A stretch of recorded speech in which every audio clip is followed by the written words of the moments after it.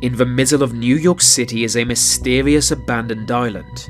Owned by the city, the public is banned from stepping foot on it, and few people alive have explored this tiny ghost town, and there is a good reason most are banned from entering it. The island has a dark history, but many believe something sinister is still going on there now.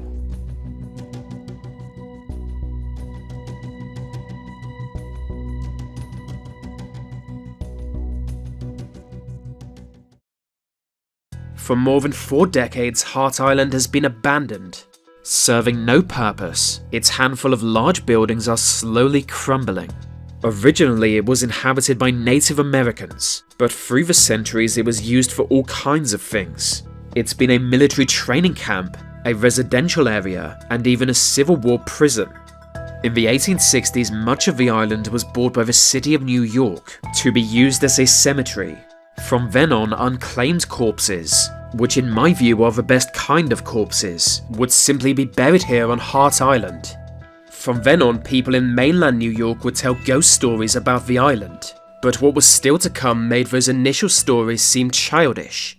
In the 1870s, the island began to be used as a quarantine zone for yellow fever, any who die there being thrown in with the unclaimed.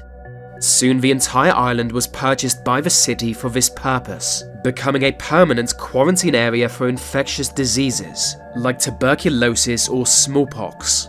Given how feared such diseases were in those days, it's hard to put into words how notorious Hart Island became. 1885 saw an imposing hospital constructed, along with other buildings to provide for imprisoned patients. Essentially, it was a self-contained community. Most notorious of all was the tuberculosis ward, where abuse was so common a group of patients broke out and fled to the mainland. It was eventually shut down. Also on the island was a lunatic asylum and a prison. So basically every kind of creepy institution possible to be built was built here, and they were built for the same reasons. Prisons and asylums on the mainland were massively overcrowded. Like the tuberculosis ward, abuse was common at both, but the prison was soon expanded to include a workhouse for boys. For decades it carried on this way.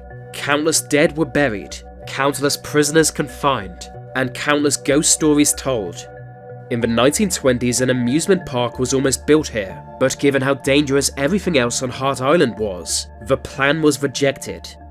Little changed until after World War II, when a homeless shelter was opened.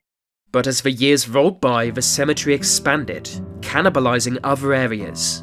Hart Island is small, and eventually the cemetery rendered the entire island unusable for any other purpose. So in 1977, the island was abandoned, and has been ever since. What remains today is a stupidly eerie time capsule full of abandoned buildings. The cemetery is also still in use, and the place local hospitals send amputated limbs to be buried.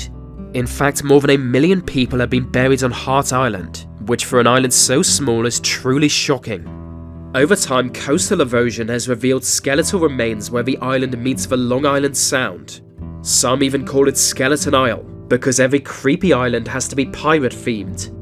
It's no surprise a lot of people believe the island to be haunted, and to be fair, if any place in the world is haunted, this one must be. The old asylum, prison, and tuberculosis ward are all said to be filled with wailing ghosts, stuck in the last place they would want to be. On quiet nights, their cries can be heard echoing across Long Island Sound, but claims of paranormal activity on the island predates all of these buildings. In 1865, a local newspaper in New York reported ghostly encounters on Hart Island. At the time, the island was home to a military training camp, and according to the news report, soldiers stationed there began to experience bizarre goings-on. One late night, an officer was startled by the sound of heavy breathing. Like a person drowning or being strangled, they were clearly struggling for breath, so he walked outside to investigate. But the moment he left the house, all he heard was the wind. The next night, the exact same thing happened, again only being heard inside his home. As the nights went by, the breathing noise grew louder and louder. Only in that specific house was it heard, causing the officer and others to believe it was haunted. And that's where the article leaves it, so I guess it's an open mystery. Remember, this ghost story comes from before Hart Island was used as a mass graveyard, before the brutal prison and asylum were built, and before being a quarantine zone. So perhaps there was always something strange going on here.